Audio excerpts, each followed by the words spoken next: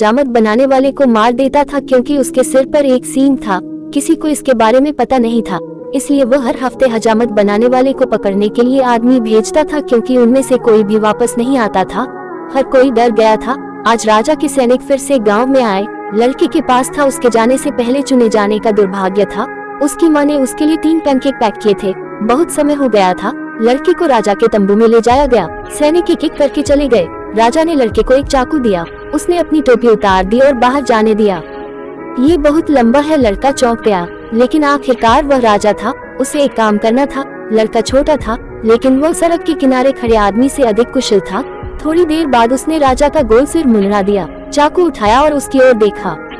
वह लड़के के काम से बहुत प्रसन्न हुआ। फिर उसने लड़के को आभूषणों से भरा एक संदूक दिया। लड़के ने संदूक खोला, लेकिन वह खाली था। राजा ने स्थिति का फायदा उठाया और उसे संदूक में धकेल दिया। पता चला कि संदूक के नीचे एक गुफा थी।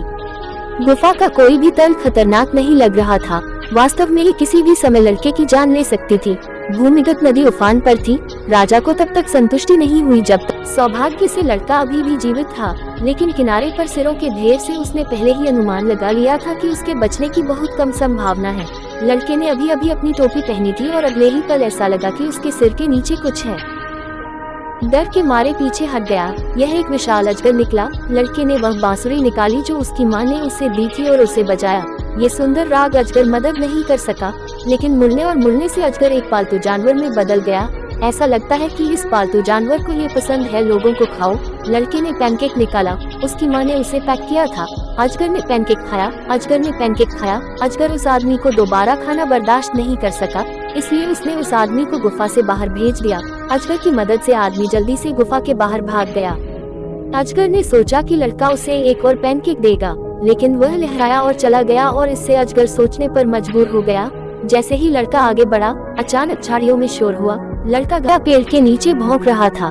लड़के ने अपनी बांसुरी निकाली और उसे बजाया। भेड़िया कर्कश में बदल गया। वह इतना खुश था कि वह पुराने पेड़ से टकरा गया। लड़का उसी क्षण भेड़िए पर गिर गया।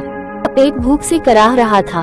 लड़के ने जल्दी से पैनकेक का एक टुकड़ा निकाला, अन्यथा वह उसे खा सकता था। भेड़िए ने पैनकेक के लिए उस आदमी को धन्यवाद दिया। उसने उसे देर रात घुमाया भी। उसने झील पर एक घर देखा। लड़का चला गया। भेड़िया वहाँ रहने चला गया। उसे नहीं पता था कि वहाँ एक बूढ़े आदमी का निवास है जो चुड़ैल खाता है। जब लड़का वहाँ पहुँचा तो बूढ़ी औरत ने खुद को एक सुंदर महिला के रूप में प्रच्छन्न किया था। उसे इस बात का एहसास नहीं था कि उसे भोजन की पेशकश की गई थी।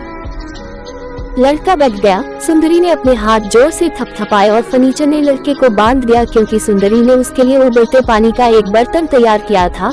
लड़का मरने से पहले अपनी बांसुरी बजाना चाहता था। वह सुंदरता जो हमेशा लोगों के प्रति दयालु थी, स्वाभाविक रूप से सहमत हो गई, लेकिन जैसे ही लड़के की बांसुरी बजी, उसका शरीर बेकाबू होकर मुड़ गया। बाकी फर्नीचर भी उसके साथ हो लिया, लेकिन खूबसूरत लड़की उस पर मोहित हो गई। उसने अपना कोट उतार दिया और एक पल में वह एक बूढ़ी औरत बन गई। लड़का भयभीत हो गया। बूढ़ी औरत ने अपना कोट उतार फेंका और पुराना मृत पेड़ जीवन और फलों से भरा हुआ था।